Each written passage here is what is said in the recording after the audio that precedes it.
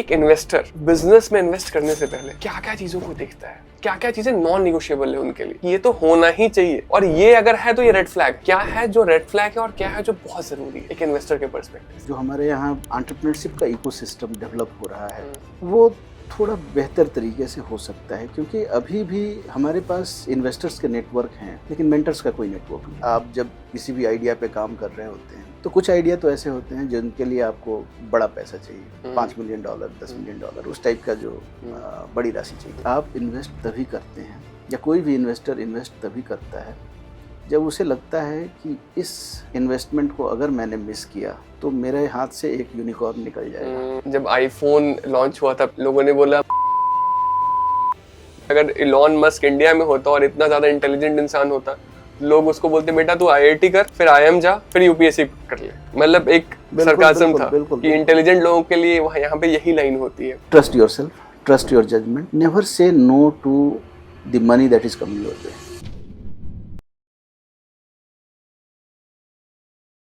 आज के पॉडकास्ट में हमारे साथ हैं निलोत्पल पाठक सर, जो कि एक वेंचर कैपिटलिस्ट हैं एंड इम्पैक्ट इन्वेस्टर हैं। इनका 26 इयर्स का एक्सपीरियंस है spanning across different areas of finance. हम बात करेंगे उनसे आज बहुत सारे टॉपिक्स पे। Welcome sir. Thank you. So sir, आप इस इन्वेस्टिंग के फील्ड में बहुत समय से हैं एंड मैं शुरू से बहुत बार ऐसा सुनते आता हूँ कि think like an investor, think like an investor. कभी इतना डीपली इसमें डेव नहीं किया इसका मतलब क्या होता है थिंक लाइक एन इन्वेस्टर। तो क्या आप कॉमन लोगों के लिए समझाएंगे कि थिंक लाइक एन इन्वेस्टर वाले प्रिंसिपल को कैसे एक कॉमन इंसान में लाइफ में यूज कर सकता है और अपने लाइफ को सॉर्ट कर सकता है प्रोफेशनली एंड पर्सनली? नहीं, बहुत अच्छा सवाल है। तो आप ऐसे समझें कि एक इन्वेस्टर भी एंटरप्रेन्योर ही होता है, और एक फ़र्क होता है। एंटरप्रेन्योर वेंचर पे रिस्क लेता है, आइडिया उसके होते हैं, he is looking to solve a problem and he has a solution which he believes is unique and that has got certain strength and basis that there is a revenue model, और उस revenue model के आधार पर he wants to create value out of that. Investor का काम ये होता है कि वो ये समझे कि ये जो आइडिया है वो कितना बड़ा है, जो उसका सॉल्यूशन फ्रेमवर्क है वो कितना महत्वपूर्ण है, या मार्केट से कितना अलाइंड है, और अगर मार्केट से अलाइंड है तो जो एंटरप्रेन्योर है वो उसमें वो क्षमता है, उसमें जो योग्यता है कि उस समस्या का समाधान वो कर पाते। तो एंटरप्रेन्योर जहाँ किसी भी समस्या के समाधान के लिए महत्वपूर्ण होता है उसका योगदान, एंटरप्रेन्योर का रोल ये होता है कि वो ये इंश्योर करे कि सही आइडिया और सही आइडिया का जो सॉल्यूशन फ्रेमवर्क है प्रॉब्लम का, उसको वो बैक करे अपने आइडिया से।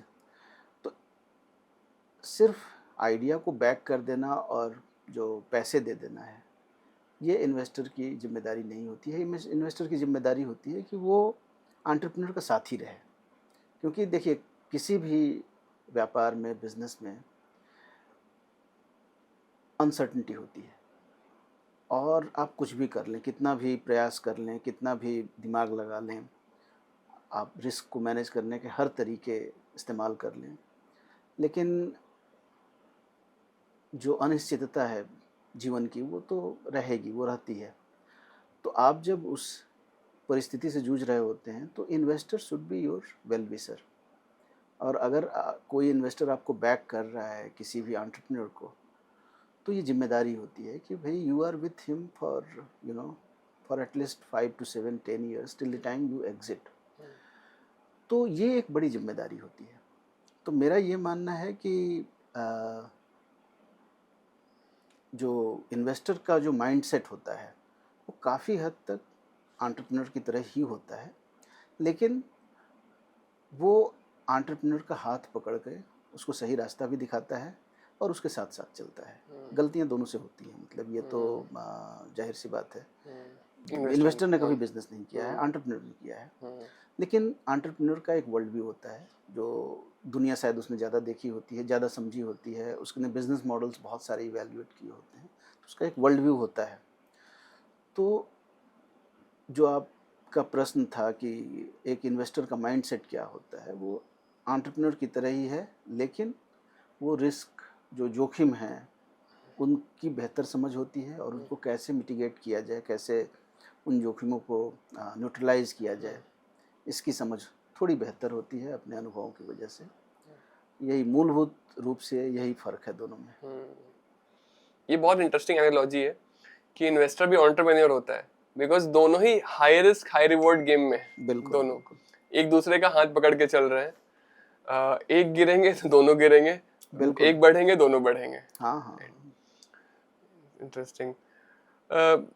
सर आपने अगर मैं आपके लिंक्डइन प्रोफाइल के थ्रू जाऊं तो वहां पे सारी बड़ी अचीवमेंट्स दिखती है। मतलब यू हैव वर्कड, आप बॉम्बे स्टॉक एक्सचेंज की ई एग्रीकल्चर मार्केट्स के सीईओ रह चुके हैं।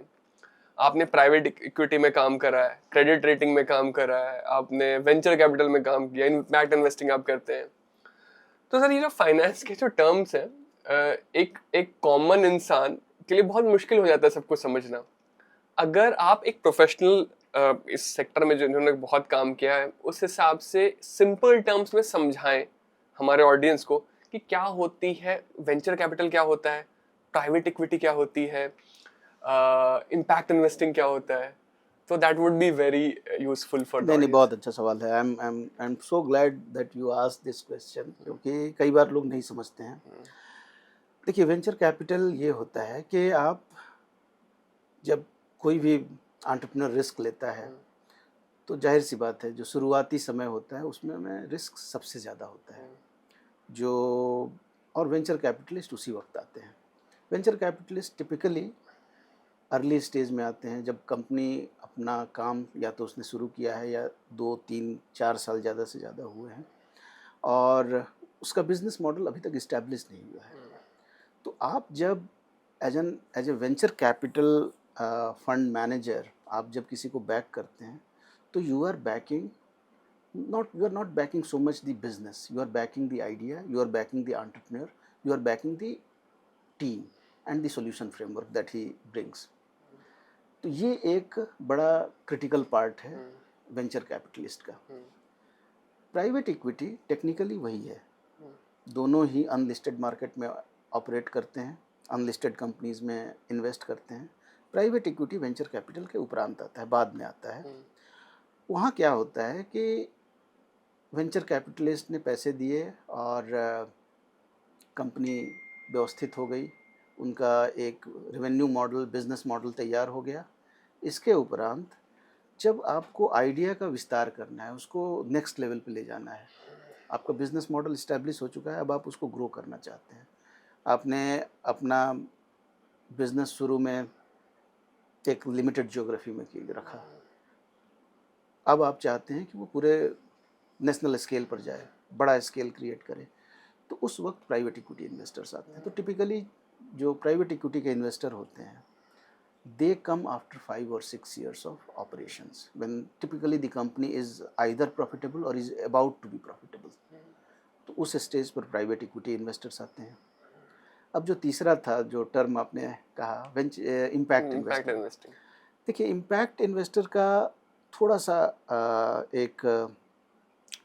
ये दोनों ही चीज़ उसमें कॉमन है। एक वेंचर कैपिटलिस्ट इम्पैक्ट इन्वेस्टर हो सकता है, प्राइवेट इक्विटी भी इम्पैक्ट इन्वेस्टर होता है। इम्पैक्ट में आप ये चाहते हैं कि आप फाइनेंशियल रिटर्न तो आपका बेसिक पैरामीटर है, भई अगर कोई रिस्क ले रहा है तो फाइनेंशियल रिटर्न्स उस रिस्क के हिसाब से बनने चाहिए। इम्पैक्ट में आप फाइनेंशियल रिटर्न्स के अलावे कुछ और सोशल रिटर्न्स भी चाहते हैं। उदाहरण के तौर पर आप हम लोग सब हमने जो पढ़ाई की थी इरमा में, हम लोग अमूल के मॉडल को बहुत अच्छे से जानते हैं। अमूल भी एक बिजनेस इंटरप्राइज है, लेकिन वो एक अलग तरह का है, वो कोऑपरेटिव मॉडल में ऑपरेट करता है। आज की तारीख में अमूल का स्केल हम सबको पता है, काफ़ी बड़ी कंपनी हो गई है। जब मैं पढ़ता था तो it had a turnover of 750 crore rupees and अभी टुडे शायद 90,000 करोड़ है शायद। ऑलमोस्ट 1 लाख करोड़ होने जा रहा है, और उसका प्रॉफिट भी उसी हिसाब से है। हम्म, तो एक तो प्रॉफिट के जो नंबर बन रहे हैं और जो किसानों को पैसा मिल रहा है, वो एक बात है, वो तो प्रॉफिट हो गया, वो फाइनेंशियल रिटर्न हो गया।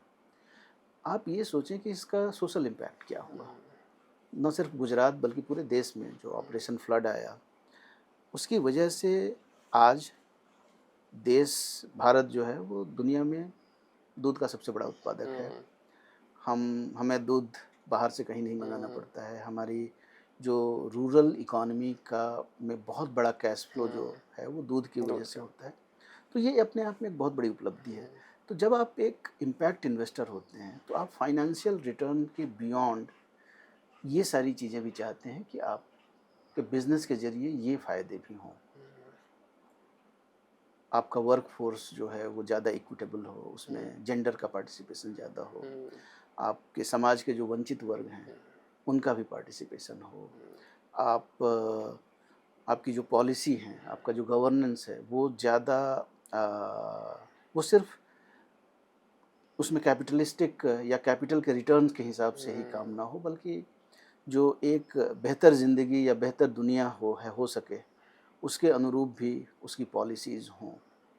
तो इम्पैक्ट इन्वेस्टर फाइनेंशियल रिटर्न्स के अलावे इन बातों का भी ख्याल रखते हैं।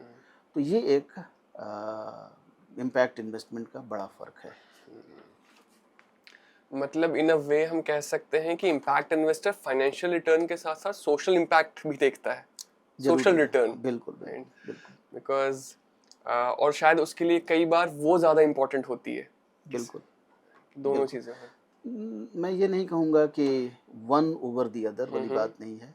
पहला फिल्टर फाइनेंशियल ही होता है, नहीं सॉरी, पहला फिल्टर जो है वो सोशल रिटर्न होता है। वो अगर इस्टेब्लिश हो गया then financial return is equally important. In fact एक मैं थोड़ा सा काउंटर इंट्यूटिव बात करूँगा। क्या होता है कि कैपिटल मार्केट में जो आपका रिटर्न एक्सपेक्टेशन होता है it's in proportion of the risk. अगर रिस्क ज़्यादा है तो आपका कैपिटल का रिटर्न जो है फाइनेंशियली ज़्यादा होना चाहिए, है ना। अब हमें ये देखना है कि जब हम इम्पैक्ट इन्वेस्टमेंट कर रहे हैं तो जाहिर सी बात है हम ज़्यादा रिस्क ले रहे हैं, हमारा रिस्क ज़्यादा है।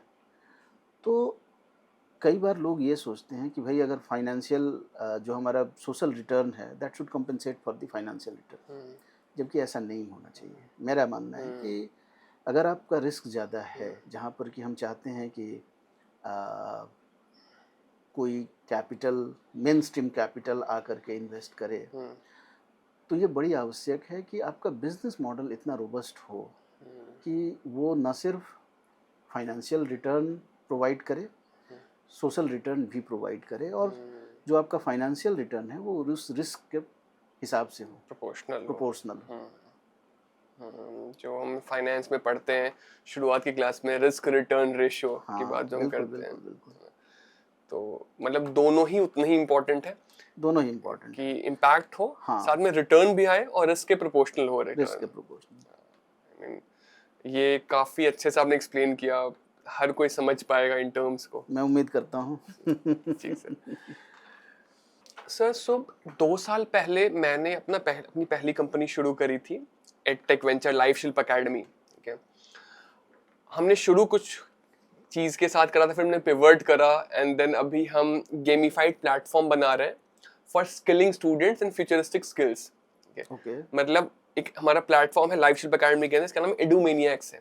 उसमें हमने गेम्स क्रिएट करे हैं जो बच्चा खेल के सीखेगा कि एआई कैसे यूज करें, डिजिटल मार्केटिंग कैसे यूज करें, एंटरप्रेन्योरशिप क्या होती है, कैसे उनके कॉन्सेप्ट को लगा सकते हैं, फाइनेंस के फंडामेंटल्स, और गेम खेल के, क्योंकि हमें पता है कि गेम हर बच्चा खेलना चाहता है, बुक्स उनको बोरिंग लगती है।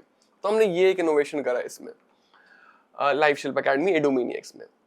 फिर मैंने एक एआई कंपनी शुरू करी, आर्टिफिशियल इंटेलिजेंस एजिलिटी एआई करके। उसमें हम बिजनेसेस को हेल्प कर रहे हैं, अलग अलग सॉल्यूशंस बना के ऑटोमेशन में हेल्प कर रहे हैं। अब सर जब मैंने शुरू करा था company, despite being a business school background, मुझे कोई आइडिया नहीं था कि फंड्स कैसे रेज करते हैं। I had no clue investor क्या देखता है क्या नहीं देखता है। हमने शुरू करा एंड रेवेन्यू आने लगा, चलने लगी, सब सब कंपनी चलने लगी। एंड देन अभी 4 महीने पहले we raised our seed round. तो मैं क्लूलेस था एंड समहाउ कुछ नेटवर्क में ऐसे लोग थे जिन्होंने हेल्प करा टू रेज फंड्स एंड क्योंकि फ्लो भी अच्छा था and we could raise. But अगर मैं एक अर्ली एंटरप्रेन्योर के पर्सपेक्टिव से जानना चाहूँगा कि एक इन्वेस्टर बिजनेस में इन्वेस्ट करने से पहले क्या क्या चीज़ों को देखता है, क्या क्या चीज़ें नॉन निगोशिएबल है उनके लिए कि ये तो होना ही चाहिए, और ये अगर है तो ये रेड फ्लैग है, क्या है जो रेड फ्लैग है और क्या है जो बहुत ज़रूरी है एक इन्वेस्टर के पर्सपेक्टिव से? सबसे पहली बात कि जब भी आप तो मैं एक जनरल मतलब चूंकि आपने जिक्र किया कि आपको आइडिया नहीं था, तो ये एक समस्या है, ये बहुत बड़ी समस्या है। मेरा ये मानना है कि जो हमारे यहाँ एंटरप्रेन्योरशिप का इकोसिस्टम डेवलप हो रहा है वो थोड़ा बेहतर तरीके से हो सकता है, क्योंकि अभी भी हमारे पास इन्वेस्टर्स के नेटवर्क हैं लेकिन मेंटर्स का कोई नेटवर्क नहीं है। और कहीं ना कहीं ये जिम्मेदारी है इन्वेस्टर्स की कि उनके पास भी फनल होता है। वो अल्टीमेटली कोई भी इन्वेस्टर अगर 10 इन्वेस्टमेंट करता है तो आप ये तय मानिए कि उसने कम से कम 100 कंपनी इवेलुएट की होगी, यानी हर एक इन्वेस्टमेंट के पीछे कम से कम 10, कई कंपनियों का तो इससे भी ज़्यादा है, 20-20 है, 25-25 है, बट मैं कम से कम कह रहा हूँ कि 10 कंपनी को इवेलुएट करने के बाद आप एक इन्वेस्टमेंट करते हैं, यानी 9 कंपनियाँ आप रिजेक्ट करते हैं। तो जो आपका सवाल था ना कि क्यों रिजेक्ट होता है, तो कुछ चीज़ें तो बड़ी स्पष्ट होती हैं कि एंटरप्रेन्योर की क्लैरिटी ऑफ थॉट। तो क्या होता है कि you are basically looking to solve a problem. तो जो आपका सॉल्यूशन फ्रेमवर्क है, क्लैरिटी ऑफ थॉट का ये तात्पर्य है कि आप के सॉल्यूशन को लेके आपका कन्विक्शन बहुत स्ट्रांग होना चाहिए। अच्छा, ये एक ऐसी चीज़ है कि ये तभी आती है जब आपने उस समस्या को अच्छे से समझा हुआ होता है। आपने जैसे कहा कि बच्चों को सिखाना है, एआई सिखाना है, तो ये एक समस्या थी, you are looking to solve a problem. तो आपने जो गेमिफाइड सॉल्यूशन बनाया और you wanted to take it to the market, तो आपको ये कन्विक्शन होना चाहिए कि भाई मैंने जो बनाया है ना, ये तो दुनिया की सबसे अच्छी चीज़ है। आपने प्रयास डाला है ना, आपने मेहनत की है, ये कन्विक्शन होना बड़ा ज़रूरी है। अगर आप ये कहते हैं कि नहीं उन्होंने बनाया है, उनका मेरे से बेहतर होगा, आप you have lost the game. और ये केवल कहने के लिए बात नहीं है, ये वो कन्विक्शन आना चाहिए। जब आप किसी इन्वेस्टर से बात कर रहे हों तो आप ये कम्युनिकेट करें कि भाई मैंने तो अपनी जान लगा दी है इसके पीछे, मुझे जो भी आता था, मेरी जो भी समझ थी, मैंने सब कुछ इसमें डाल दिया है। वो कन्विक्शन किसी भी इन्वेस्टर के लिए बहुत ज़रूरी होता है। अगर एंटरप्रेन्योर को अपने प्रोडक्ट पे कन्विक्शन नहीं है, अपने सॉल्यूशन पे कन्विक्शन नहीं है, तो इन्वेस्टर को कैसे होगा? क्योंकि इन्वेस्टर ने, देखिए, दो चीज़ें हैं। एक तो इन्वेस्टर ने अगर उस बिज़नेस मॉडल में सारे बिजनेसेस को इवैल्यूएट किया हुआ है तो he has a benchmark, he can he can figure out. अगर नहीं किया है तो you are possibly the first one and he is not suppose to know the problem that you are looking to solve. तो आपका conviction भी ज़रूरी है। इसके बाद ही वो जाकर के अपना ड्यू डिलिजेंस करेंगे। तो पहली चीज़ तो कि आपका जो भी प्रोडक्ट या जो भी ऑफरिंग है या जो भी सॉल्यूशन है उसमें आपका कन्विक्शन कितना है, ये पहली चीज़ है। दूसरी चीज़ होती है आपकी टीम कैसी है, आपकी टीम का बैकग्राउंड क्या है। अब जाहिर सी बात है, आपने जो कंपनी बताई थी गेमिफाइड सॉल्यूशंस की, लाइफशिप एकेडमी की, तो वो कंपनी, जाहिर सी बात है, आपका बैकग्राउंड होगा, आपको समझ होगी, आपको विषय वस्तु की जानकारी होगी, तभी उसी आधार पर आपने वो सॉल्यूशन ऑफर किया है।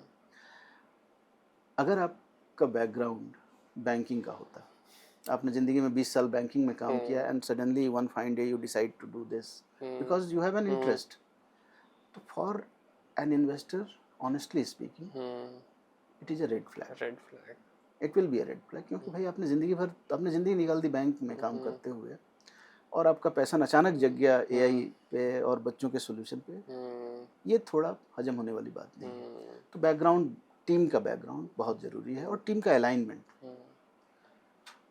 इसके अलावे जो आपका बिजनेस मॉडल है, उस पे जो क्लैरिटी है, कई बार होता है कि बिजनेस मॉडल आप एक सॉल्यूशन तो दे रहे हैं लेकिन उसके अराउंड बिजनेस मॉडल नहीं है। मॉडल नहीं है। कई बिजनेस में आपने देखा होगा कि सॉल्यूशन तो है, बिजनेस मॉडल नहीं है। मॉडल नहीं। तो ये किसी भी इन्वेस्टर के लिए ये चिंता की बात है। कई बार लीप ऑफ फेथ उन स्थितियों में भी इन्वेस्टर लेते हैं कि ठीक है, बिजनेस मॉडल शायद इमर्ज हो जाए, सॉल्यूशन बहुत पावरफुल है। लेकिन व्यक्तिगत तौर पर मेरा ये मानना है कि ये बहुत ज़रूरी है कि आपको बिजनेस मॉडल की क्लैरिटी हो। पिवट होते हैं हर 6 महीने में, साल भर में जो बिजनेसेस हैं वो पिवट करते हैं, नए आइडियाज आते हैं, वो होंगे, उसमें कुछ गलत नहीं है। लेकिन जब आप जो कुछ भी कर रहे हैं उसमें आपका उस वक्त 100% कन्विक्शन होना चाहिए। अगर आपको खुद कन्विक्शन नहीं है जो आप कर रहे हैं, हो सकता है गलत होता है, लेकिन कन्विक्शन होना बड़ा ज़रूरी है। बिना कन्विक्शन के अगर आप कुछ कर रहे हैं तो you have lost the game. इसके अलावे मेरा ख्याल है कि जो आपकी जो टेक्नोलॉजी आप यूज़ कर रहे हैं वो उस पर आपका जो रिसर्च है वो प्रॉपर होना चाहिए। आप आउटडेटेड टेक्नोलॉजी यूज़ ना करें या फिर ऐसी टेक्नोलॉजी यूज़ ना करें जो कि पिछड़ी समय से पीछे हो। तो ये चीज़ें इन्वेस्टर्स के लिए बड़ी इम्पॉर्टेंट होती हैं और ये रेड फ्लैग हैं। अब आपका ये था कि क्या चीज़ें बिल्कुल हैं, तो यही चीज़ें आप समझें कि अगर रेवेन्यू मॉडल हो, टीम अच्छा हो, एंटरप्रेन्योर की क्लैरिटी ऑफ थॉट अच्छी हो, अच्छा कम्युनिकेटर होना बड़ा ज़रूरी है एंटरप्रेन्योर के लिए। अगर आप अपनी समस्या को बहुत आसानी से आसान शब्दों में लोगों को नहीं समझा पा रहे हैं, इसका मतलब है कि और and I keep meeting such entrepreneurs कि उन्होंने प्रोडक्ट बहुत अच्छा बनाया, उनके आइडियाज अच्छे हैं, बट वो बताने में 10 मिनट लगा देते हैं। You will lose me. Not that कि मेरे लिए 10 मिनट जो है वो बहुत महंगे हैं मेरे 10 मिनट। 10 मिनट का अटेंशन स्पैन किसी भी इन्वेस्टर के लिए, आप अपने प्रोडक्ट के बारे में बता रहे हैं, बहुत होता है। तो आपको आपका कम्युनिकेशन बड़ा मजबूत होना चाहिए। अगर वो नहीं है तो फिर यू लूज योर ऑडियंस। तो ये महत्वपूर्ण है। कम्युनिकेशन पे जो आप बात कर रहे हैं सर, मुझे एक नाम जो मेरे दिमाग में अचानक से आता है, स्टीव जॉब्स का।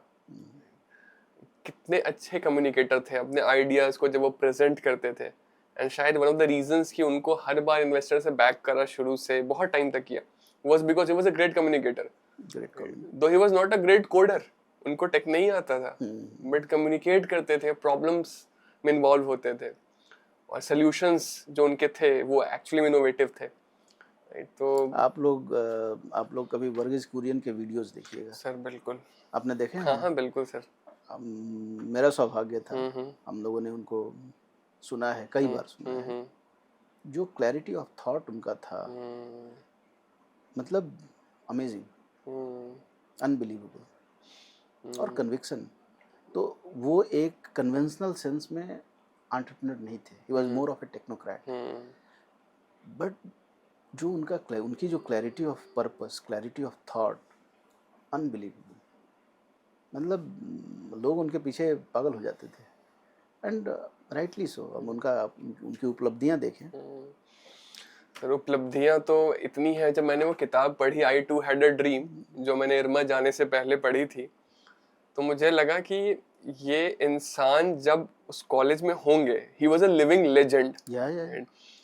एनडीडीबी, अमूल, इरमा, सारे बड़े बड़े इंस्टीट्यूशंस जो आज तक उतने ही सक्सेसफुल हैं, और फिर उस एनडीडीबी ने कितने इंस्टीट्यूशंस बना दिए जो उन्होंने बनाए थे। तो he was a legend, a great communicator। वो हमारा, मतलब मैं तो मानता हूँ कि बहुत बड़ा सौभाग्य था हमारा उनको लाइव, चूँकि उस वक्त वो काफ़ी एक्टिव थे, हम जब इरमा में थे तो कई बार उनको सुनने का मौका मिला, उनसे नज़दीक से बात करने का मौका मिला। अनबिलीवेबल। तभी तो सर और कितने सारे लोग आपके मेरे जैसे और कई सारे लोग जो बहुत लोग इंस्पायर हुए हैं, बहुत लोग इंस्पायर हुए हैं। आप देख लें, मतलब ना सिर्फ इरमा का तो खैर हमारा बनता है, बाकी लोग जिन्होंने भी उनकी कहानी सुनी है, एक्सट्रीमली इंस्पायरिंग। तो यही power of communication is actually, हम लोग कई बार उसको अंडररेट करते हैं। आप खुद देखें ना कि कुछ टीचर होंगे जिनका आपके जीवन पर बड़ा गहरा असर होगा, क्यों होता है? क्योंकि वो उनका कम्युनिकेशन ज़बरदस्त होता है। वो आपको कठिन से कठिन बातों को आसानी से समझा देते हैं। ये मामूली बात नहीं होती है। तो इसीलिए जो शिक्षक का रोल है वो बड़ा महत्वपूर्ण होता है। आप और जो आइडियाज़ होते हैं, आइडियाज़ तो इंडिविजुअल्स के होते हैं। आप किसी के भी दिमाग में आइडिया आ सकता है। लेकिन वो जो चीज़ होती है कि किसी कॉम्प्लेक्स विचार को आप सहजता से समझा पाएँ, वो उसका असर बहुत गहरा होता बहुत है। गहरा होता है। एंटरप्रेन्योर्स में वो चीज़ क्षमता होनी चाहिए कि अगर आप कम्युनिकेट कर पाएँ, क्योंकि देखिए सिर्फ आप इन्वेस्टर्स को इन्फ्लुएंस नहीं कर रहे हैं, आप आप अपने आइडिया के चारों तरफ एक इकोसिस्टम होता है। आपके एम्प्लॉई होते हैं, आपके वेंडर होते हैं, वेंडर। आपके कस्टमर होते हैं, आपको सबको इन्फ्लुएंस करना है और आपका जो सॉल्यूशन है वो नया होगा, सबके लिए नया होगा। तो एम्प्लॉई तो खैर, आपको अगर अच्छे लोग चाहिए, आप चाहते हैं कि आपके पास अच्छे लोग आएँ जो और अलाइन्ड होकर के काम करें, तो your idea needs to be not just powerful, your communication also needs to be equally powerful to convey it to the incumbents. Similarly, your customers, I mean, they are using your product or your service only when they are convinced. So you need to convince them also. Then your vendors, they need to trust you. तो अपने आप में देखें कि investor तो ज़रूरी है ही, लेकिन जब आप एंटरप्रेन्योर होते हैं तो आपकी एक ज़्यादा आपके जो जिम्मेदारी का दायरा होता है वो काफ़ी बड़ा होता है। बड़ा होता है। तो आपको सबको साथ लेकर के चलना है। तो इसलिए आपके जो clarity of purpose, clarity of thought, communication, ये चीज़ें बड़ी बड़ी महत्वपूर्ण हैं। सर एक रिलेटेड क्वेश्चन है कि एक एक एंटरप्रेन्योर जिसके पास अच्छा आइडिया है, उसने प्रोटोटाइप डेवलप कर लिया और शायद अर्ली मार्केट में वो प्रोटोटाइप प्रूव भी हो गया कि वो सही चल रहा है, तो उसके बाद अगर उसको फंड्स चाहिए इन्वेस्टर के थ्रू, ग्रांट के थ्रू, तो कैसे वो अप्रोच करे इस प्रोसेस को?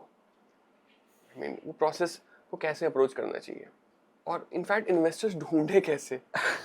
ये बहुत मुश्किल है। नहीं, अब तो काफ़ी आसान हो गया है। देखिए अलग अलग स्टेज पर आपको अलग अलग तरह के इन्वेस्टर्स चाहिए होते हैं। जैसे तो जो सबसे सबसे बड़ी बात होती है कि आप जब किसी भी आइडिया पे काम कर रहे होते हैं, तो कुछ आइडिया तो ऐसे होते हैं जिनके लिए आपको बड़ा पैसा चाहिए, $5 मिलियन, $10 मिलियन, उस टाइप का जो बड़ी राशि चाहिए। लेकिन कुछ आइडिया ऐसे होते हैं जिनको कि आप उतने ज़्यादा पैसों की ज़रूरत पहले दिन नहीं होती है, आपको आइडिया टेस्ट करना है। तो उसमें और मैं इस चीज़ को बहुत वैल्यू करता हूँ कि अगर आपके अपने लोग, आपके अपने मित्र, आपके कॉलेज के साथी, आपके परिवार के लोग, आपके ऐसे लोग जो आपको जानते हैं, आप उनको कितना इन्फ्लुएंस कर पाते हैं। तो जो फ्रेंड्स एंड फैमिली का राउंड होता है, मैं इसीलिए मेरे लिए बहुत महत्वपूर्ण है। अगर आप खुद के अपने जानने वालों को इन्फ्लुएंस नहीं कर पा रहे हैं, तो मेरे लिए वो रेड फ्लैग है। क्योंकि आपसे मेरा एक्सपोज़र हो सकता है 1 महीने का हो, 1.5 महीने का हो, इससे ज़्यादा नहीं, मैं समय नहीं दे पाऊँगा और मुझे उसी दरमियान निर्णय लेना है कि इन्वेस्टमेंट होगा या नहीं होगा। तो अगर आपने अपने जानने वालों को, आपके परिवार के लोगों को आप कन्विंस कर पा रहे हैं, इसका मतलब है कि you have a positive image among the people who no you. ये बहुत बड़ी बात है। तो शुरुआत वहीं से होनी चाहिए। वैसे आइडियाज़ होते हैं जहाँ ज़्यादा पैसों की ज़रूरत होती है, तो वहाँ तो खैर बात अलग है। लेकिन वैसे आइडियाज़ जहाँ पर कि इतनी आवश्यकता नहीं है, तो ये बड़ा महत्वपूर्ण होता है। तो ये पहली चीज़ है। अब ऐसा हो गया है कि एंजल नेटवर्क्स भी आ गए हैं और ऐसे फंड्स भी आ गए हैं जो एंजल स्टेज पे इन्वेस्ट करते हैं। जो माइक्रो वेंचर कैपिटल, माइक्रो वीसीज़ जिन्हें कहा जाता है, वो भी आ गए हैं, जो कि जिनका टिकट साइज़ 50 लाख से 3, 4, 5 करोड़ तक का है। ऐसे बहुत सारे हैं। सर फॉर द पीपल आप एक्सप्लेन करना चाहेंगे एंजल नेटवर्क क्या होता है, एंजल हाँ, हाँ, फंड्स हाँ। क्या नहीं, होते नहीं, हैं? बहुत अच्छा सवाल है। देखिए एंजल्स वो होते हैं जो लिटरल मीनिंग होता है एंजल का कि भाई वो देवदूत होते हैं किसी भी एंटरप्रेन्योर के लिए। वो उस समय आकर के आपको पैसे देते हैं जब nobody trusts you, nobody believes in your idea. तो they actually behave like an angel. They trust you, they trust your idea, they trust your business instinct and then they give you the money. अब जो transactional part है, जो commercial part है, वो अलग है। लेकिन आइडिया ये है कि आप जिन लोगों के साथ को बैक कर रहे हैं, you genuinely trust them, you believe in their solution and you are backing them. तो एंजल वो होते हैं, और एंजल्स का आजकल नेटवर्क बन गया है। बहुत सारे ऑर्गेनाइज्ड संस्थाएं हैं जो कि एंजल इन्वेस्टमेंट्स रेज करने में मदद करते हैं। वो प्लेटफॉर्म दे रहे हैं एंटरप्रेन्योर्स को भी और एंजल्स को भी, वो दोनों एक जगह पे आते हैं। ऐसे कुछ नाम आपको अगर अभी याद आ बहुत रहे सारे हैं, लेट्स वेंचर है, किरित्सु फोरम है, इंडियन एंजल नेटवर्क है, बहुत सारे हैं। आप मतलब गूगल पे जाके सर्च करें, आपको बहुत सारे मिल जाएंगे। मुंबई एंजल्स मुंबई में है, हैदराबाद एंजल्स हैदराबाद में है, उसी तरह से अलग अलग जगहों के एंजल नेटवर्क्स हैं। सीड फंड्स भी कई सारे हैं। तो ये अर्ली स्टेज में ये आपको होते हैं। अब आपका जो सवाल था कि कैसे हम इसको अप्रोच कैसे करें, तो देखिए ये अर्ली स्टेज में आपके पास कुछ होता नहीं है। क्या होता है, आइडिया होता है और आपका पास एक सॉल्यूशन होता है। हो सकता है कि प्रोटोटाइप भी हो अगर आप लकी हैं तो, ज़्यादातर केसों में वो भी नहीं होता है, और उसके लिए भी आपको पैसों की ज़रूरत होती है। तो मेरा ये मानना है कि फिर आपको अच्छा सा डेक तैयार करना चाहिए जिसमें कि आप अपने आइडिया को और जो आपकी स्टोरी है वो प्रॉपरली कम्युनिकेट हो रही है। तो मैंने कई बार देखा है कि लोग जो एक इन्वेस्टर डेक होता है उसको एक कॉरपोरेट प्रोफाइल से कंफ्यूज कर जाते हैं। आपका जो कॉरपोरेट प्रोफाइल होता है वो आपके कस्टमर्स के लिए होता है, आपके एम्प्लॉयज़ के लिए होता है। इन्वेस्टर्स को आप कुछ और बताना चाहते हैं। आप अपना जो विज़न है, जो आपके आइडिया की ताकत है, वो आप बताना चाहते हैं। और एक मैं बहुत ज़रूरी बात आपको बताना चाहता हूँ, कोई भी इन्वेस्टर इसलिए इन्वेस्ट नहीं करता है क्योंकि आपका आइडिया अच्छा है या आपका सॉल्यूशन फ्रेमवर्क अच्छा है या आप के पास बड़ी अच्छी डिग्री है आईआईटी और आईआईएम की, और आपने कॉरपोरेट लाइफ में बहुत अच्छा किया हुआ है।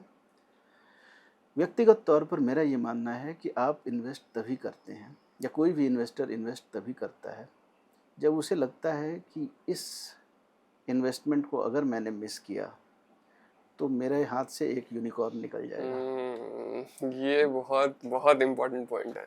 ये एक कंपेलिंग प्रोपोजिशन होना बड़ा ज़रूरी है।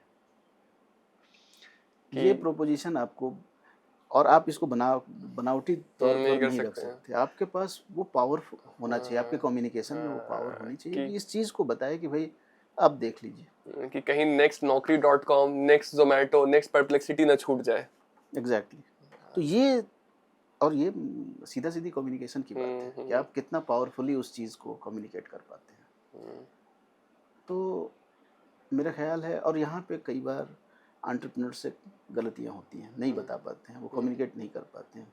क्योंकि बहुत सारे एंटरप्रेन्योर जो कोडिंग बहुत अच्छा जानते हो, बिजनेस बहुत अच्छा जानते हो, but they are pathetic communicators. होता है।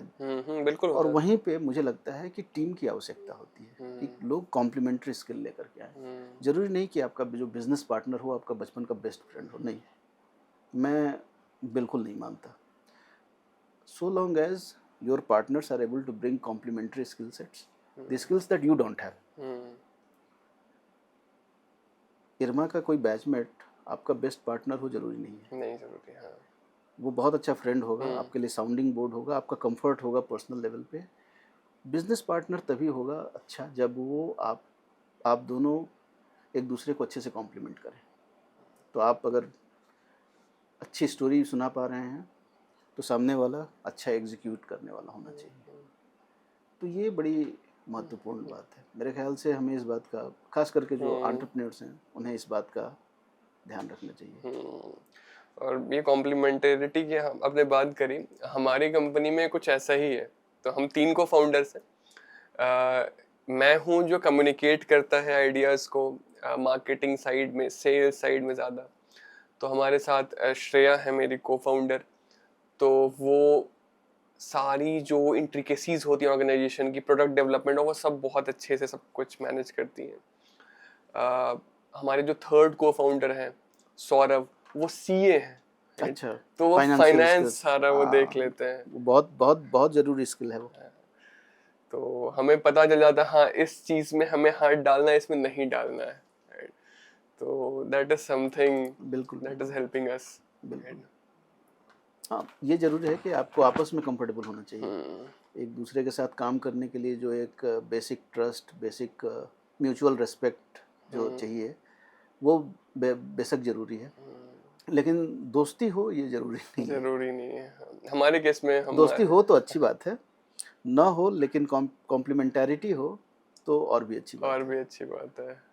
सर स्टार्टअप्स आपने भी बात किया कि स्टार्टअप्स पिवट बहुत करते हैं। आई मीन अगर आप देखिएगा जोमेटो ने जब शुरू किया था वो फूड रेस्टोरेंट रेटिंग कंपनी थी और आज वो कुछ और है। अमेजोन ने शुरू किया था बुक्स बेचने के साथ और आज वो सब कुछ बेचते हैं। अब तो वेब सर्विसेज उनका सबसे प्रॉफिटेबल बिजनेस हो गया। बिल्कुल बिल्कुल। तो ये जो स्टार्टअप्स जब पिवट करते हैं तो उसके साथ इन्वेस्टर्स की जो इक्वेशन है वो कैसे चेंज होती है और कैसे इन्वेस्टर्स को एज पार्टनर देखना चाहिए उस पिवट को। क्योंकि कई बार ऐसा होता है कि जब पिच करके पहली बार इन्वेस्टमेंट रेज किया तो उस टाइम आइडिया कुछ और था, बाद में वो बदल गया, बिजनेस ही बदल गया। अब कुछ इन्वेस्टर होते हैं वो हाथ खींच लेते हैं कि नहीं ये तो हमें नहीं जाना था, हमें तो उसमें जाना था। तो इसको कैसे देखना चाहिए एक इन्वेस्टर को और कैसे एक एंटरप्रेन्योर को समझाना चाहिए इन्वेस्टर को, दोनों कैसे साथ में चलेगा? देखिए क्या है ना कि दोनों पार्टनर बन जाते हैं। एक बार जब आप इन्वेस्टर हो गए किसी एंटरप्रेन्योर के साथ, तो आप पार्टनर हैं। फिर आप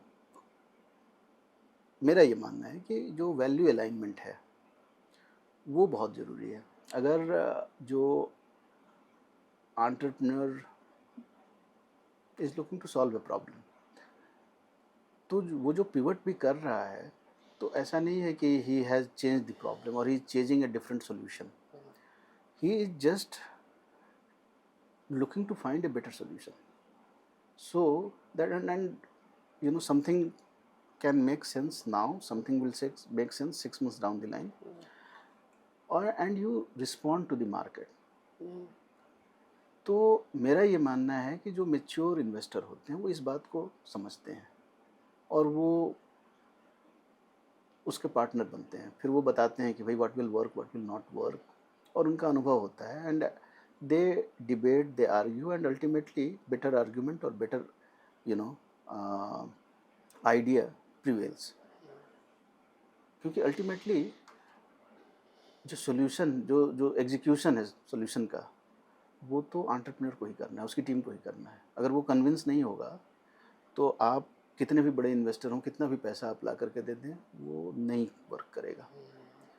तो मेरा ये मानना है कि दोनों एक दूसरे को पार्टनर होते हैं और मार्केट में क्या हो रहा है, मार्केट से कितना कनेक्ट है, ये अगर इन्वेस्टर को नहीं पता है तो he will react in a different way, unless कि जो सॉल्यूशन है या जो पिवट का आइडिया है वो उनके वैल्यू सिस्टम से बिल्कुल ही अलाइन ना हो। अब अगर आप ये समझें कि somebody like Uber, उन्होंने they have diversified, they have started multiple things, some have worked, some have not, but आप ऐसे समझें कि अगर उबर ने अमेजन का बिजनेस मॉडल अपना लिया तो वो वैल्यू अलाइनमेंट में प्रॉब्लम आ जाएगी किसी भी इन्वेस्टर के साथ। या फिर अमेजन जो है वो उबर का काम करने लगे, क्योंकि मार्केट तो सब बड़ा है लेकिन नहीं अलाइनमेंट नहीं हो पाएगी, अलाइनमेंट नहीं है, तो वहाँ पे समस्या आएगी। वहाँ पे आप इन्वेस्टर का भी विरोध होगा। लेकिन जहाँ तक पार्टनरशिप है और दोनों एक दूसरे के संपर्क में हैं, कम्युनिकेट कर रहे हैं, प्रॉब्लम्स बता रहे हैं, फिर उसी के हिसाब से सॉल्यूशन सुझाया जा रहा है, तो मेरा ख्याल है समस्या नहीं आएगी। और मैच्योरिटी ज़रूरी है। दो चीज़ें मैंने देखी हैं कि एक तो कम्युनिकेशन और दूसरा मैच्योरिटी, वो बहुत ज़रूरी होती है। कम्युनिकेशन एंड मैच्योरिटी दोनों साइड से बिल्कुल। हमने जब सर एजिलिटी शुरू करा था तो हमने सोचा था कि हम इसको लीगल टेक कंपनी बनाएंगे, एआई और लॉ को जोड़ के कुछ करेंगे, ऐसा सोचा था हमने मार्केट रिसर्च करा, एक प्रोडक्ट भी बनाया। देन हमें रियलाइज हुआ कि अभी एडवोकेट कम्युनिटी के अंदर टेक को लेके इतना ज़्यादा बहुत फैमिलियरिटी नहीं है और इनफैक्ट शायद बहुत सारे लोग पे भी नहीं करना चाहेंगे उसके लिए शुरुआत में। तो हमने उस सॉफ्टवेयर कोर्स को हमने वहाँ पे रोक दिया and then we went into finance. AI को यूज़ करके फाइनेंस इनवॉइसिंग ऐप हमने बनाया एंड देन हम एजुकेशन में चले गए एआई यूज़ करके। तो आइडिया पहले लीगल टेक था, फिर हम फाइनेंस एंड एजुकेशन में आ गए बिकॉज हमें लगा कि यहाँ पर there will be paying customers, और हमें जो प्रोटोटाइप भी बनाया उसमें हमें लगा हाँ there was a good response. अब यहाँ पर जहाँ मुझे लगता है कि एक इन्वेस्टर है, उसने अगर लेट अस सपोज वो लॉ के लिए बहुत पैशनेट होगा या कैसे law can help the common people of the country, इसलिए उसने इन्वेस्ट किया। और बाद में अगर वो देख रहा है कि एंटरप्रेन्योर फाइनेंस में जा रहा है, वो बिजनेसेस को हेल्प कर रहा है एंड वो एजुकेशन में जा रहा है, तो यहाँ पर मुझे कैसे समझाना चाहिए अपने इन्वेस्टर को कि देखिए मेरा वो था आइडिया बट आप उसके बारे में पैशनेट थे बट रेवेन्यू यहाँ है। नहीं तो अगर आप लीगल फ्रैटर्निटी के लिए कुछ बना रहे हैं और लीगल फ्रैटर्निटी तैयार नहीं है उसके लिए, तो आपको ये कम्युनिकेट करना पड़ेगा। इसमें कोई ठीक है, आपका पैशन हो सकता है कि लीगल फ्रैटर्निटी जो है वो देश की समस्या का समाधान करे, सबके लिए न्याय मुहैया कराए। लेकिन अगर लीगल फ्रैटर्निटी उस समस्या नहीं मानती है या उसके सॉल्यूशन के लिए तैयार नहीं है, तो फिर तो आप दीवार पे सर मार रहे हैं। फिर आप क्या कर लीजिएगा, आप नहीं कर पाएंगे ना।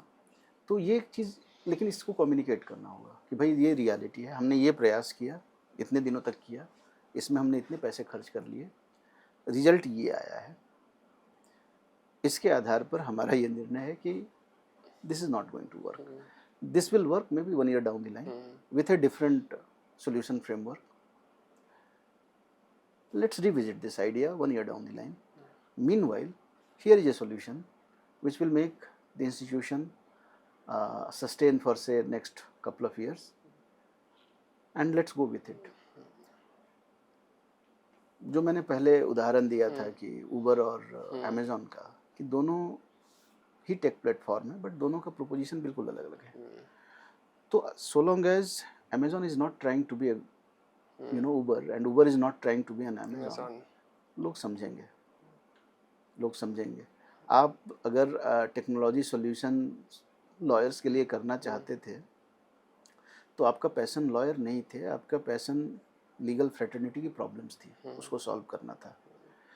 अगर लॉयर्स तैयार नहीं हैं, वो फ्रेटर्निटी तैयार नहीं है, तो आपका पैशन तो सोल्यूशन पे है। वो सोल्यूशन जो है वो फाइनेंशियल सर्विसेज के लिए भी हो सकता है, वो जो ग्रॉसरी स्टोर्स हैं उनके लिए भी हो सकता है, एसएमईज हैं उनके लिए भी हो सकता है। तो आप उनको दे दीजिए। लॉयर्स जब तैयार होंगे तो आप उनको भी दे देंगे। उनकी भी ज़रूरत आएगी, आप नहीं देंगे कोई और देगा। सर पिछले कुछ साल से हमने देखा है कि एआई स्टार्टअप्स का बूम आया है। हम भी एजिलिटी एआई रन करते हैं। तो एक डीप टेक स्टार्टअप को जब आप जज करते हैं बिफोर पुटिंग योर मेंटरशिप और funds in it as an investor, तो वहाँ पे आपका फ्रेमवर्क कुछ बदलता है, कुछ अलग होता है क्या? बिकॉज यहाँ पे डीप टेक इन्वॉल्व है, क्योंकि हम देख रहे हैं कि कई सारे एआई स्टार्टअप्स जो प्रॉब्लम स्टेटमेंट लेके चले थे वो सॉल्व नहीं कर पा रहे हैं। तो यहाँ पर क्या आपका पर्सपेक्टिव रहता है? नहीं, बिल्कुल, जो आप किसी भी दूसरे स्टार्टअप को आप इवेल्युएट करेंगे तो जो आपके लेंस होंगे डीप टेक के लिए भी वही होंगे कि भाई प्रॉब्लम स्टेटमेंट क्या है, सॉल्यूशन फ्रेमवर्क कितना क्लियर है, प्रोमोटर का कन्विक्शन कितना है, टीम कैसी है, उनका ट्रैक रिकॉर्ड क्या है, उनके क्रेडेंशियल्स कैसे हैं, कस्टमर इनके किस तरह के हैं, इनका एडवाइजरी बोर्ड कैसा है। एडवाइजरी बोर्ड भी इतना इम्पोर्टेंट है, इम्पोर्टेंट होता है कई केसेस में। तो ये सारी चीज़ें जो हैं वो बेसिक हैं। ये आप हाँ, ये ज़रूर होगा कि at some stage I will hire experts to evaluate the technology of your solution, क्योंकि वो मेरी एक्सपर्टीज़ नहीं है, वो हो भी नहीं सकती है। अगर हमारी टीम में हम हो सकता है कल को we will hire some people who have that kind of expertise, जो किसी भी टेक्नोलॉजी को इवेल्युएट कर पाएँ। सब कोई नहीं कर पाएगा, या जो लोग आएंगे हमारी टीम में वो सारे सॉल्यूशन को नहीं इवेलुएट कर पाएंगे, तो अल्टीमेटली वो जो पार्ट जो हमारी एक्सपर्टीज़ नहीं है उसको तो हम आउटसोर्स कर देंगे। लेकिन जो बेसिक्स हैं वो तो थोड़ा सा हम भी रिसर्च करेंगे, थोड़ा हम भी समझेंगे, हमारा भी ज्ञान बढ़ेगा। लेकिन ज़्यादा महत्वपूर्ण है कि जो बेसिक्स हैं वो they should be in place. उस पर कोई मतलब उस पर कोई समझौता नहीं होता है, और मेरे ख्याल से ये तरीका भी ठीक है। Basics fundamental should be right, should be in place. Very और वो एसेस करना ज़्यादा मुश्किल नहीं होता है। आप अगर आपको बेसिक समझ है कि आप what will work, what will not work, for what market is ready और what market is not ready, तो you can, वहीं पर गलतियाँ तो सबसे होती हैं। कई बार आप सोचते हैं कि market is not ready for this solution, लेकिन once the product goes into the market it works. जब आईफोन लॉन्च हुआ था पहला वाला, लोगों ने बोला market is not ready for an iPhone, but we have seen what has happened. You can see. And मतलब मुझे तो वो स्टीव जॉब्स का एक सेंटेंस याद आता है, I know it may sound arrogant to some, but he used to say कि people don't know what they want unless they get to test it. जब तक उनके हाथ में आप दोगे नहीं, उनको पता नहीं होगा। इसको एरोगेंस नहीं है, कन्विक्शन है। आप देखिए कितना जबरदस्त कन्विक्शन है, ये मामूली बात नहीं है। मतलब he was so much into it कि भाई मैंने जो बनाया है this is out of the world. बहुत से लोग हैं जो आज भी आईफोन यूज नहीं करते हैं, you know that the whole debate is endless, but conviction है। तो ये बड़ा जरूरी है कि मैंने बहुत अच्छा प्रोडक्ट बनाया है, ठीक है। May be the next best thing after baked bread, इतना अच्छा मेरा प्रोडक्ट है। वो कन्विक्शन जरूरी है। और हो सकता है कि पिवट तो इस तब भी होते हैं, हर बिजनेस पिवट होता है, लेकिन कन्विक्शन जब आप जो भी आप सॉल्यूशन लेकर जा रहे हैं उसको लेकर के आपके अंदर जो पैशन है, जो कन्विक्शन है, वो बड़ा जरूरी होता है। जरूरी होता है। अभी कौन से ऐसे सेक्टर्स हैं आपको जिनमें लगता है कि बहुत ग्रोथ का स्कोप है अभी के टाइम के साथ, अगले 4, 5, 10 साल के लिए, जिस पे? कई सारे सेक्टर्स हैं। मेरा ये मानना है कि जो इंडिया में जो फाइनेंशियल सर्विसेज है उसका जो डेमोक्रेटाइजेशन है अभी भी होना बाकी है। बहुत बड़ा मार्केट है जो जिसके पास फाइनेंशियल सर्विसेज का एक्सेस नहीं है। आप जनधन वगैरह की बातें होती हैं, इसके बावजूद मेरा मानना है माइक्रो फाइनेंस का इतना ज़्यादा पेनिट्रेशन हुआ है, इसके बावजूद मेरा मानना है कि वो मार्केट जो है वो अभी भी बहुत अपॉर्चुनिटी। माइक्रो फाइनेंस का नहीं, माइक्रो फाइनेंस तो एक प्रोडक्ट है ना, जो फाइनेंशियल इंक्लूजन का पार्ट है। माइक्रो फाइनेंस तो इंडिविजुअल्स को लोन देता है, माइक्रो लोन्स देता है, लेकिन जो एसएमईज हैं उनको जो जिस तरह के लोन चाहिए, आप माइक्रो फाइनेंस में ही देखें ना, प्रोडक्ट इनोवेशन कहाँ हुआ है? नहीं हुआ ना। एक ही प्रोडक्ट था, वो आज भी वही प्रोडक्ट है। और उस सेगमेंट में भी जो आप सर्विस ऑफर कर रहे हैं, क्रेडिट ही हुआ है। क्रेडिट के अलावा कुछ इंस्टीट्यूशंस हैं जिन्होंने दूसरे प्रोडक्ट्स ले आए। वो तो इसमें क्या इनोवेशन हो सकता है आपके हिसाब से? फाइनेंशियल बहुत सी चीज़ें हो सकती हैं। इन्वेस्टमेंट्स हो सकते हैं। आपने उसको टैप ही नहीं किया है। आप जीरोधा को देख लेना, क्या किया उन्होंने, सिंपल कर दिया, इन्वेस्टमेंट्स को सिंपल कर दिया। तो उन्होंने एक नया मार्केट ही अपने लिए खड़ा कर लिया। पुराने लोग भी शिफ्ट हुए हैं, बट एक बड़ा उन्होंने they did their beauty of their solution is that it's very simple। और आप देख लें उनका मार्केट शेयर आज की तारीख में एक्चुअली। तो मेरा ये मानना है कि फाइनेंशियल सर्विसेज में अभी इंडिया में बहुत काम होना बाकी है, और वो अपॉर्चुनिटी बहुत बड़ी है। वो एक सेक्टर है जहाँ पर मुझे लग रहा है। दूसरा लग रहा है कि हेल्थ केयर का जो डेमोक्रेटाइजेशन है, it has not percolated down to the last mile as yet. वो होना है। अब वहाँ पे समस्या ये है कि बिजनेस मॉडल्स क्या हों, वहाँ पे समस्या है। बिजनेस मॉडल जो मार्केट है वो अनटैप्ड है, पड़ा हुआ है। बिजनेस मॉडल हमारे पास नहीं। जो हेल्थ टेक स्टार्टअप्स मैंने कुछ ऐसी ऑब्जर्व करे थे कुछ टाइम से, वो बहुत सारे फेल हो गए बिकॉज वो बोलते हैं कि डेटा हमारे पास नहीं है, डेटा हॉस्पिटल्स के पास है और वो हमें डेटा देते नहीं है, ठीक है। तो हेल्थ में क्या हो सकता है, बिकॉज मतलब मैंने बहुत लोगों को यही बोलते हुए सुना है और जो पढ़ा भी है कि हॉस्पिटल्स ही सबसे बड़े बिजनेस है इसमें, इसमें और कुछ करना संभव नहीं है। आपका क्या इस पे नहीं, मैं नहीं ओपिनियन है? मानता, मैं नहीं मानता। मेरा ख्याल है कि आप अल्टीमेटली क्या चाहते हैं?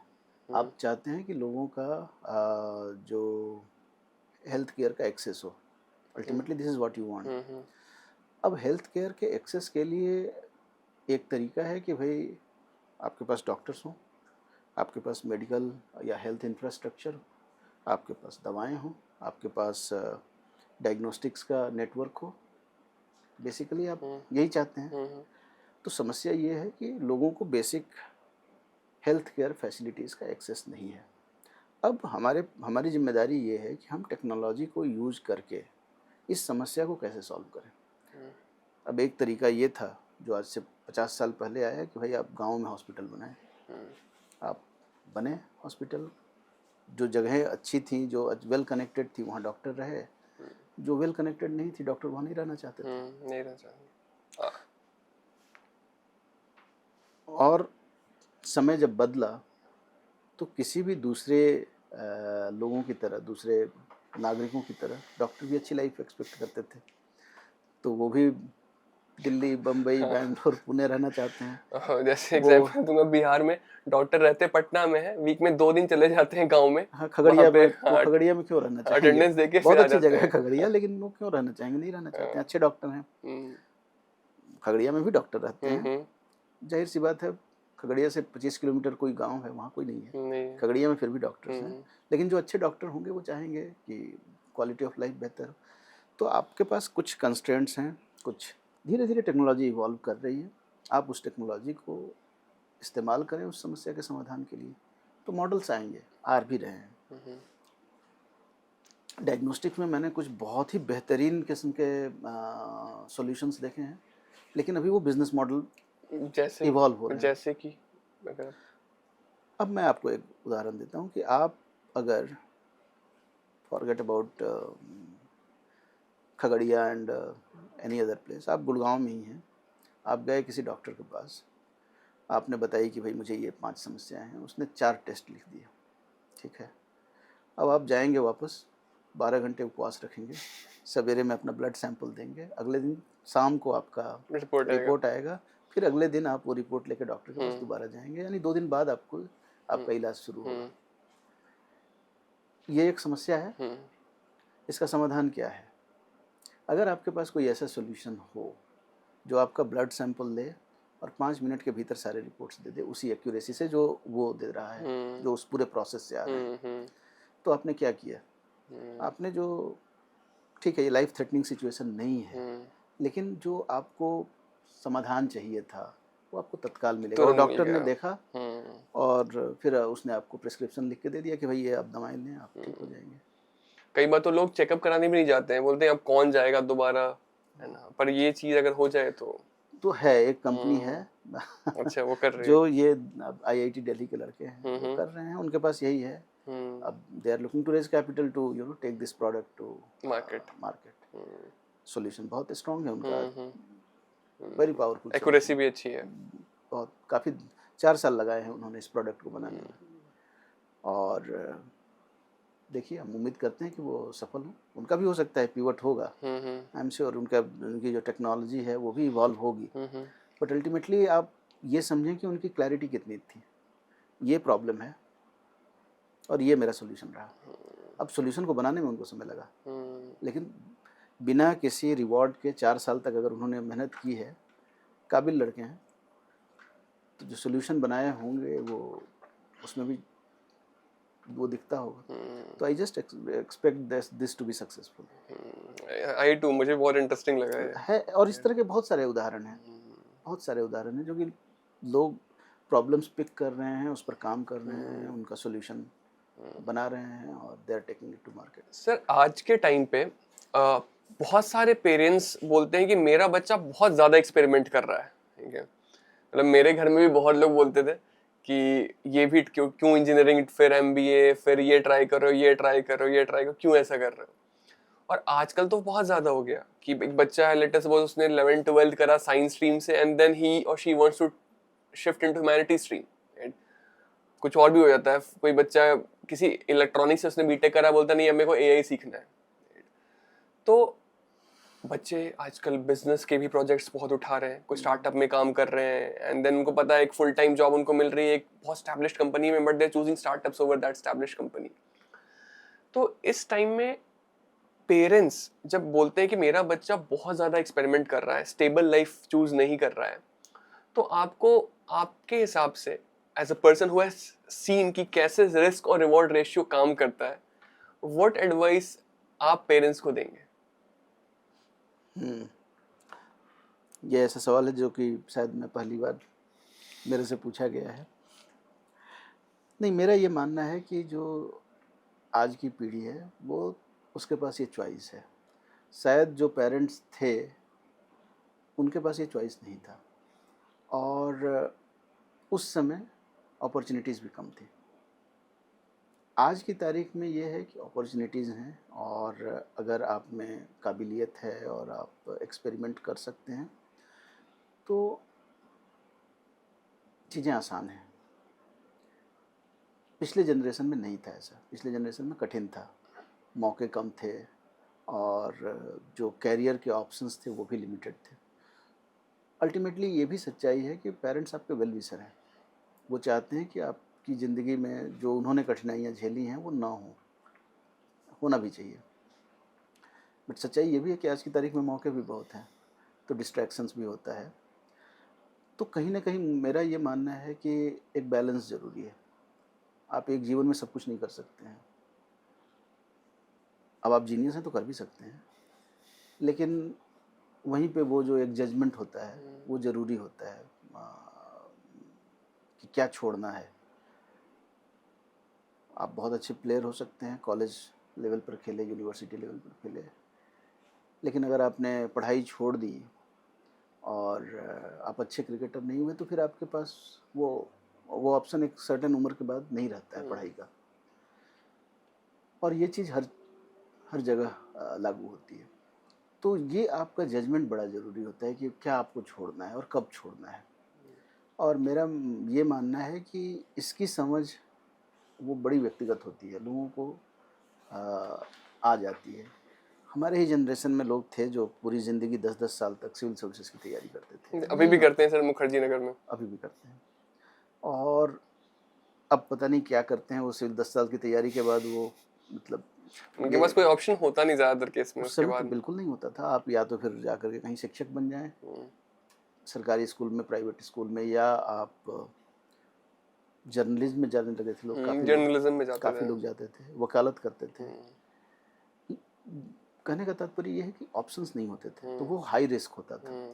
आज की तारीख में वो चीज़ नहीं है। और सिविल सर्विसेज तो मेरा मानना है कि बहुत कॉम्पिटिटिव है, और कोई भी चीज़ जो ज़्यादा कॉम्पिटिटिव होता है उसमें रिस्क ज़्यादा होता है। तो लेकिन जो दूसरे फील्ड्स हैं वहाँ पे उतना रिस्क नहीं है। अगर आपको साल 2 साल मेहनत करने के बाद ये लग गया कि भाई this is not your cup of tea और this doesn't excite you, then you move on. तो मेरा जो पेरेंट्स हैं या अभिभावक हैं उनसे मेरी सलाह यही होगी कि मौके दें। आज की तारीख में अपॉर्चुनिटी आपसे ज़्यादा है, लेकिन आपको समझना भी पड़ेगा कि ultimately your parents are your well wishers only.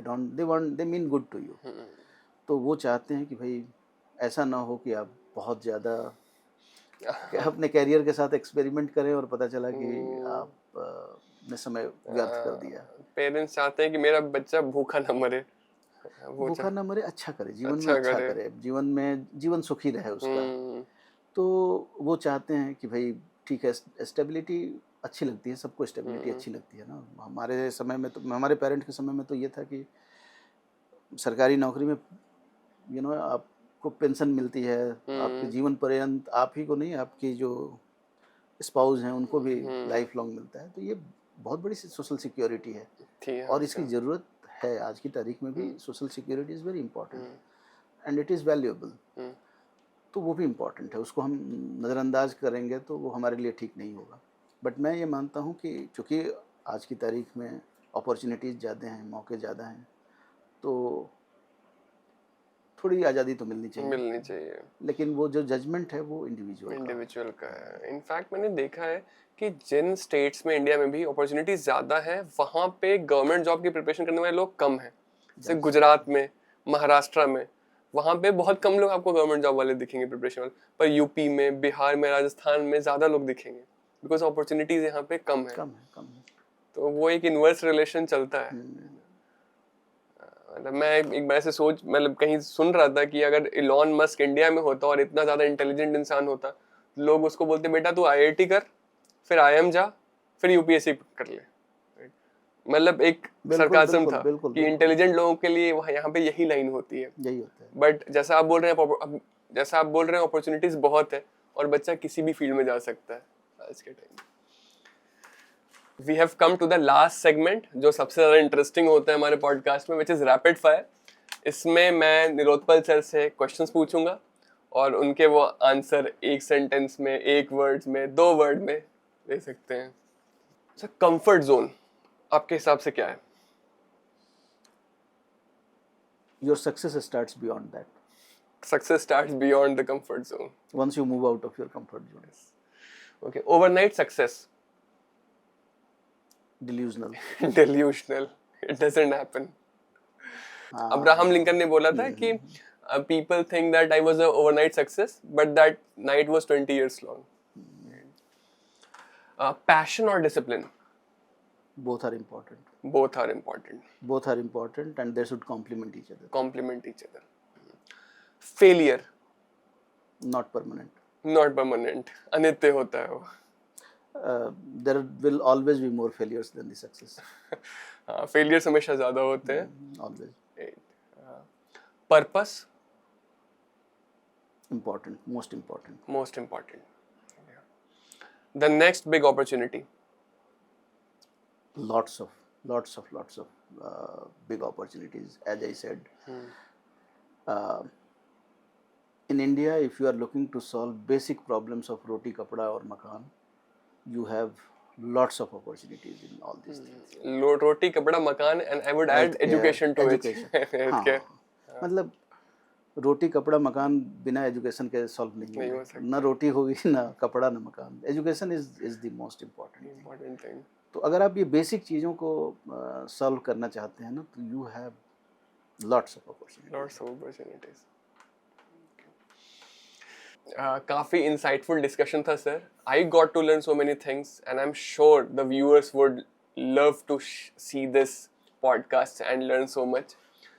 And आपने अपनी सारी एक्सपीरियंस जो 26 प्लस ईयर्स की है वो शेयर करी and in this segment. Thank you so much for taking out your time and it was a pleasure having discussion with you, sir. No, thanks a lot for having me. It was very engaging, very purposeful and very thoughtful questions. So thanks for having me here. So sir, as a young entrepreneur who started 2 years back, what is one piece of advice that you would give me? So multiple actually. Yeah, sure. No, so trust yourself, trust your judgment, invest a lot in your learning, invest a lot in yourself, and build a good team. I think you already have a good team, but build a good team, delegate, and last but not the least, never say no to the money that is coming your way, because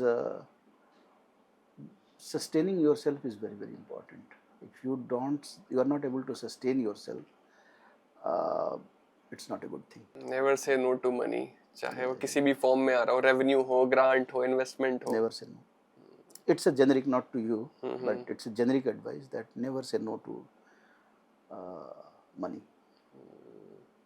I mean, obviously, if it is black money, then it's a different thing.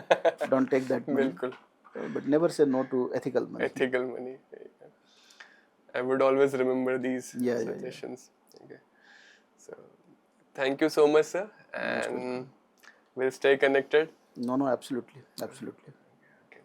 And as a fellow airman, it is nice to meet you, जो मैं college में नहीं मिल पाया, right? No, great meeting you, and yeah, let's stay in touch. Sure, sir. So, I hope आपने इस podcast में बहुत कुछ सीखा होगा, समझा होगा. ये जो डोमेन है इन्वेस्टमेंट का, फाइनेंस का, ये थोड़ा कॉम्प्लिकेटेड है, जार्गन्स बहुत होते हैं, तो हमने कोशिश करा कि सर के माध्यम से इसको आसान बनाएं. इससे आपके मन में कोई भी क्वेश्चन हो, how to start something on your own, या स्टार्ट करें या जॉब करें, या अगर आप स्टूडेंट हो and you want to do something phenomenal पर समझ नहीं आ रहा कहाँ से शुरू करें, तो do ask your questions in the comment section and I will be glad to answer them personally. Thank you so much, और हम मिलते हैं अगले पॉडकास्ट में किसी और एमिनेंट गेस्ट के साथ. Till then, bye bye.